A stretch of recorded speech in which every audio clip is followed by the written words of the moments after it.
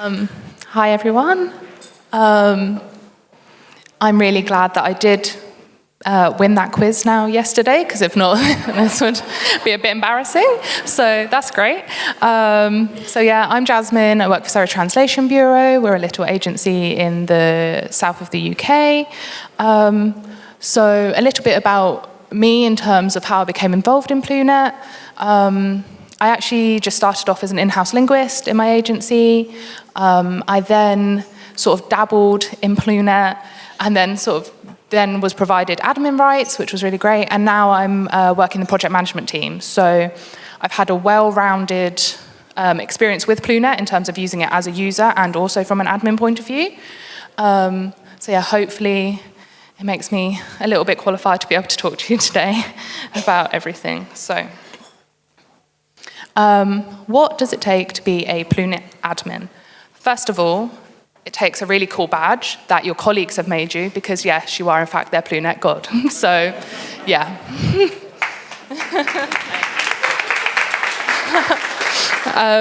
But no, a badge aside, I think there's a few important things to be able to really excel at the role of being a Plunet admin, and that includes obviously a basic interest in software, which is something you clearly all have. If not, you would not be here. So that's really great. I took an interest in it when we first implemented in the form of email templates, which I take quite personally, and they are my baby. So if anyone tries to mess with them, it's a no-go area.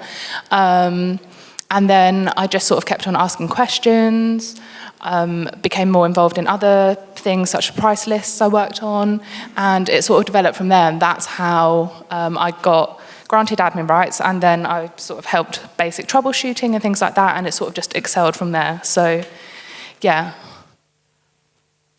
It's really important to be flexible.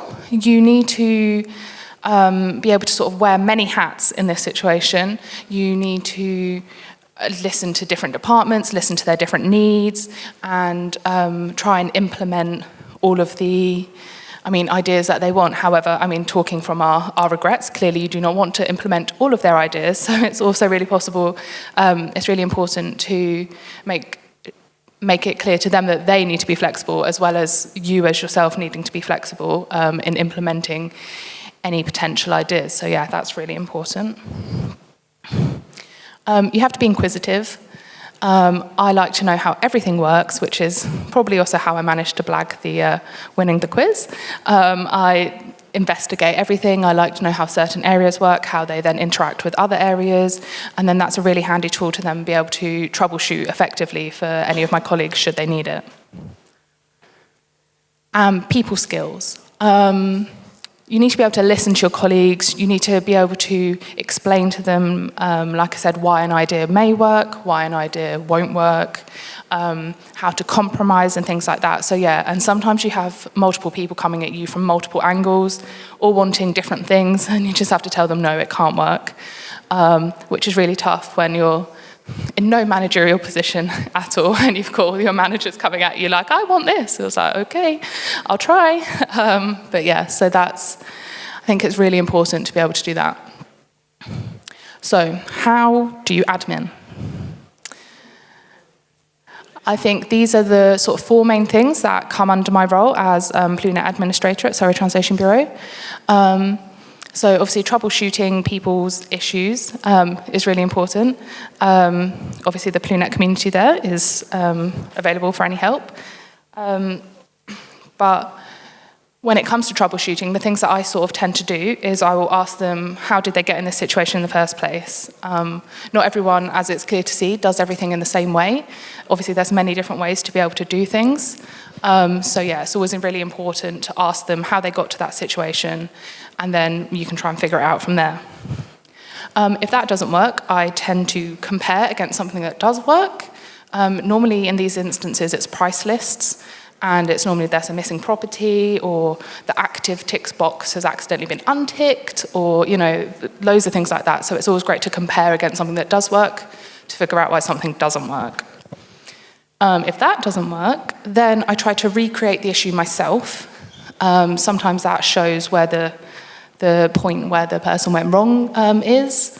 So that's a really great tip. And if all else fails, contact the lovely Plunet team, who tend to help you out when you're in a bit of trouble. So yeah. It's really important to be able to have creative solutions. Sometimes Plunet doesn't always work how you want it to work. So you have to come up with some creative solutions to work around that. Normally there is all the features that you need to be able to implement this, so such as workflows, text modules, templates, all the things that we've mentioned before. I will go into more detail about those later. But yeah, it's really actually rewarding to come up with a workaround, because then your employees can work how they actually want to work in Plunet rather than are restricted by what is actually there. So that's really great. I am also responsible for sending in all the Plunet tickets. So in order, I think, to get the best response from the Plunet team, it's really important to obviously write really clear tickets. So I'm hoping these top tips will help you and the Plunet team. They will hopefully appreciate this. So you need to write clearly. You need to explain the issue that you have so that, obviously, that everyone understands. So I will explain what the issue is and explain how we've got to that point, like everything that we've tried in the meantime. So it's not just like restart Plunet, already tried that, things like that. And if possible, include screenshots, because obviously being able to visualize things is really important. So yeah, always try to include that in your tickets. It's also, I think, beneficial to explain how urgent this issue is, so that the Plunet team can react accordingly. Obviously, you can write this in the ticket, or if not, there's obviously the priority drop-down list. So yeah, I mean, you have to obviously be quite reflective on that. Is it actually super urgent and your Plunet's going to totally fall apart, or is it just a minor inconvenience? So yeah, be nice with that. I know everything always seems urgent to everyone, but it's not always. And if possible, I try to outline the outcome of what I would like from Plunet's intervention. So if there's an issue, I'll be like, I want ideally to be able to do this. Please can you try and do this? So then everyone's on the same page, everyone knows what they want. And yeah, I think it's just be clear, concise, include pictures. And lastly, obviously, there's regular updates now with Plunet, which is great. So I have to run those. And also comb through the release notes, which are really handy, because obviously it tells you all the new things that are included in the update. And I tend to comb through those and then distribute the information that's relevant to the relevant departments and stuff, so everyone knows any new fancy features or any bugs that have been fixed and everything like that. So yeah, that's really important to do as well. And most importantly, where are most of these features found? In the admin tab. So I've got a couple of top tips for you. My first one is, when you're in the admin tip, use the find command, because it's a minefield. And yeah, if you just do, Control F, search the setting that you're looking for, and then you can just navigate there super, super quickly. So that is a definite top tip that has come in very handy. For me, most recently, it was profit margins, in case you're wondering. So yeah. What's your favorite Plunet admin tab? I know you all have one, don't pretend that you don't. Mine is actually document templates, because this is where you can personalize Plunet the most. And that is kind of one of the unique points about Plunet. So I can probably say that I have used all of these tabs on there, apart from clearly the template sets, because I needed Michael's help with that yesterday. But the templates are obviously really important. They enable you to personalize everything. You can include your logo. You can include different colors, but obviously not too many, as we also found out. And it's just a really great way to be able to condense all the information that you need or that your clients need in a way that's appropriate for them. So definitely make the most of that. The default expressions, so not super commonly used for us. However, we changed the o'clock function to GMT. However, obviously that causes issues because you can't automatically change that. So that's going on the Plunet community. Because obviously it's not always GMT, there is daylight savings. So then we have to manually change it twice a year from GMT to BST and back again. But yeah, that's something that we like to do just to personalize how our emails appear to people, and just so it's explicitly clear what time zone you are in, because sometimes it can get confusing with the time zones and everything. So yeah, it seems like a bit of a faff to have to change it twice a year manually, but the option is there to do that. So that's just another little feature of Plunet that you can use. So emails and text modules kind of go hand in hand. Emails are obviously really important. They're your main form of communication with your customers, your clients. So it's really important to be able to get your corporate voice out within those emails.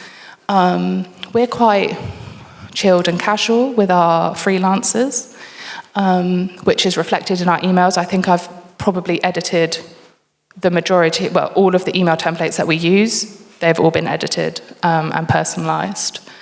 So I definitely recommend doing the same. And how do you do this? You use the Plunet flags file, which you can actually find in the template section. I would recommend reading this document through. It seems super boring, but you find out all of the different things that you can include in your emails, and it's amazing what you can actually do to personalize it. So I think over yesterday, someone mentioned accepting and rejecting emails within the email, so you can accept a job in there.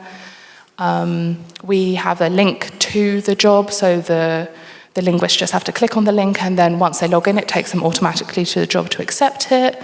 I mean, there's so many different options that I cannot recommend enough to have a scroll through. You never know, there might be something in there that you didn't even know you wanted. And then you think, oh, that's really handy. And then you can pop it in your email templates and you're good to go. And text modules can obviously be used within the emails as well. You can use them also as a flag. So, as we all know, Plunet emails, the assignment emails, request emails up until recently were not editable. Yes. So we had a little workaround with that. We actually made some text modules. One was generic email greeting, and one was personalized email greeting. And we activated them for the job, but only for internal linguists, or internal users, sorry. External users could obviously not see these. And we put the flag for these text modules in the emails. And therefore it allowed us to type like little messages if we wanted, or we had generic drop downs like, I hope you're having a good day so far, how was your weekend, things like that. And so we were able to personalize our emails when you weren't able to personalize your emails to our linguists. And it's, despite the new editing function being in there now, we still actually use it from time to time just for like little messages, because it's just easier because it's already in the job overview when you're setting up a job, instead of having to click the button to get the pop-up for the email, to then edit it, to then send it. So yeah, if it's something small, we still use that. And I think that's one of my handiest hacks that I've actually done so far on Plunet. So yeah. And we have folder sets. So this is sort of where one of the points where I have helped the team sort of implement something that they want. It was actually in passing when I was still a linguist, and one of the PMs was like, oh, it's really annoying having to make this folder manually every single time for a new order, because we keep our POs from our clients in the same order, and we put that in the, what is the folder? The first folder underneath all of the when you say whose job it is and all that. I've forgotten the folder name. And I was like, I can just make you a folder that's in there for every single job. And they're like, no. I was like, yes, I can do this. But I only overheard this conversation. They never actually told me what they wanted.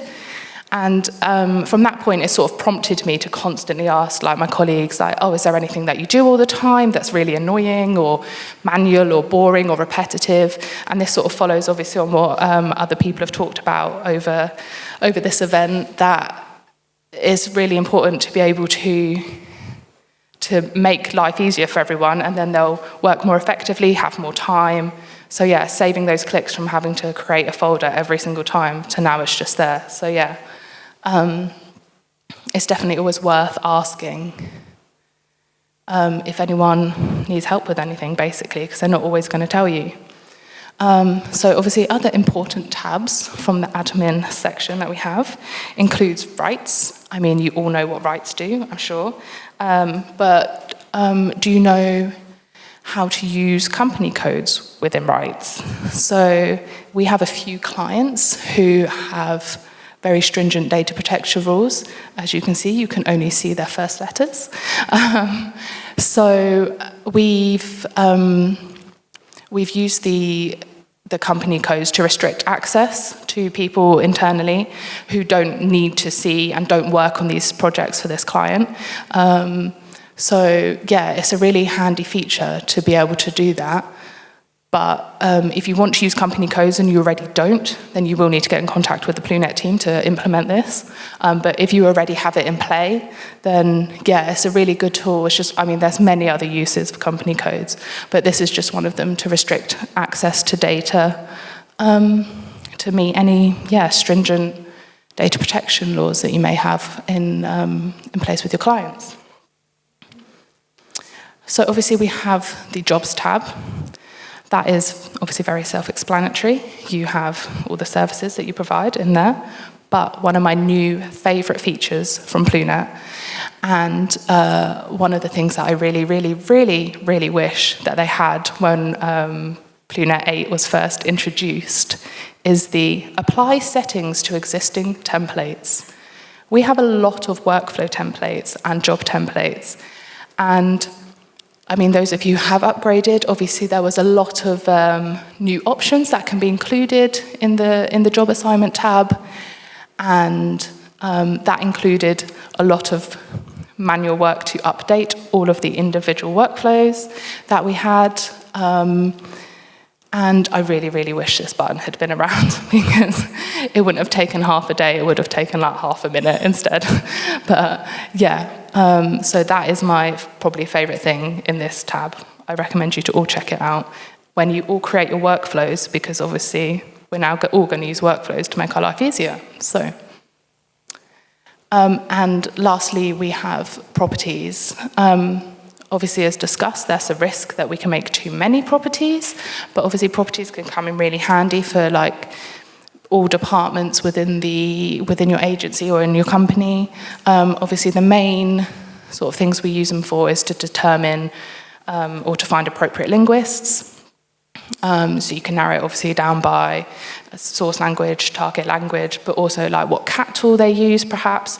And we have areas of expertise as well, so that obviously you can find the perfect linguist for the job.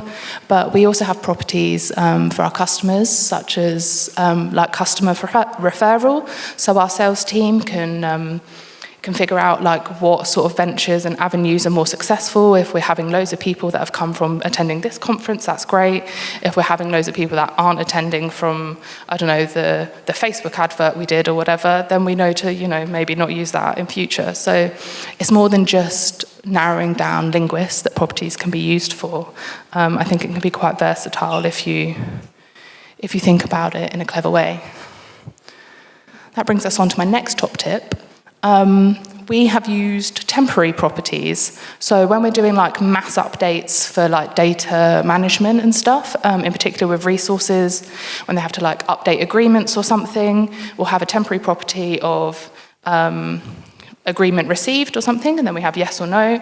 And then it's a really obviously easy way to filter rather than like crossing off a really long list. You can just give it to them, and then once you run a search and they've all obviously come back as yes, you're like, great, job done, and then you can get rid of that property. So yeah, I think that's a really good top tip to use. So my proudest Plunet moment. Up until yesterday, it's what I was about to talk about. now, obviously, I am the Plunet Guru, so, you know. But it actually involves everything that has sort of been discussed, including workflow templates, order template, job template. So I hope this is actually a really good example of what you can do. So we have a client who sends us a regular but very small minimum fee job, but for 40 languages. I'm very glad I'm not the PM on this job. But it caused a lot of issues, very, very laborious, having to manually set that up, 40 languages, 40 items, inputting all the information in each item, and then having to set up the jobs, adding a workflow to each job, assigning, choosing a linguist, and yeah, I mean, I'm just going on so you can see how long it would actually take the PM. Another issue that actually was part of this is that the languages that we did use, as they were all minimum fee jobs, some of the languages for the client had different minimum fees, so that obviously was problematic as well.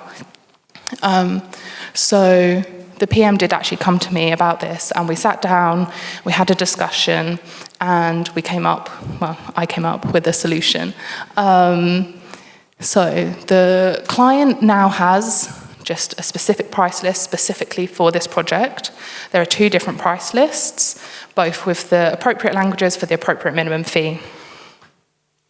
We then created an order template with all of the 40 languages, all of the items, and we assigned the appropriate price list to each item, so that's already done, so that's great. We then obviously added job templates with a specific workflow with job instructions. And then we have pre-selected all of the resources because we always use the same resources for this job. And then from there, we can implement and send out the job and have it basically all completed. I think in less than 20 clicks. I sort of did it in my head, so there or thereabouts. But yeah, so we get the new job, we choose the order template, and then from there, one of the other issues was that the linguist knew it was a minimum fee job, but they didn't know how many words it was. So now we write the amount of words it is on the first item. We then use the copy quantity drop-down in the orders, which then copies it to all of the items. We then go onto the job side. We do select all. We add job comment because this job is actually done in a shared Excel sheet. So in terms of we don't have to add different packages or anything like that to each of the jobs, which is really great. So we just paste the link to the Excel sheet in there, job done, and then select all again because all the resources are pre-assigned. We then can obviously send all of the resources a job request in one go, sorted. We use the first come, first serve feature despite just sending it to one person, because once it means they accept, it means they automatically get the job assignment email, and then they can just start working straight away because they know the job's theirs. And then obviously when they deliver, that's all great. And then when it comes to setting the order side as complete, you just obviously press the order confirmation button, and then it automatically obviously inputs all of the minimum fees. So everyone's happy, everyone gets all of the word count, this a lot more automated, and yeah, it just makes everyone's life easier. So that's probably still to this day one of the proudest little workarounds, workflows that I've done. So yeah, it takes time setting it up, but once you've set it up, you only have to do it once, and then that's it. So, yeah. So, what's my secret to becoming a Plunet Guru? Many, many hats. I know how our resource management team works. I know how our sales team work. I know how our linguists work. I know how our project management team works. You have to know a bit about everything to be able to help everyone out and get the most out of Plunet for each department. But I think I wouldn't really change it for the world. I really like doing it. I like geeking out, clearly, with all of you. I like coming up with new ideas. I love coming up with workflows and just helping people. And so, yeah, I have a really cool badge. Now I have a really cool certificate. So, yeah, that's me.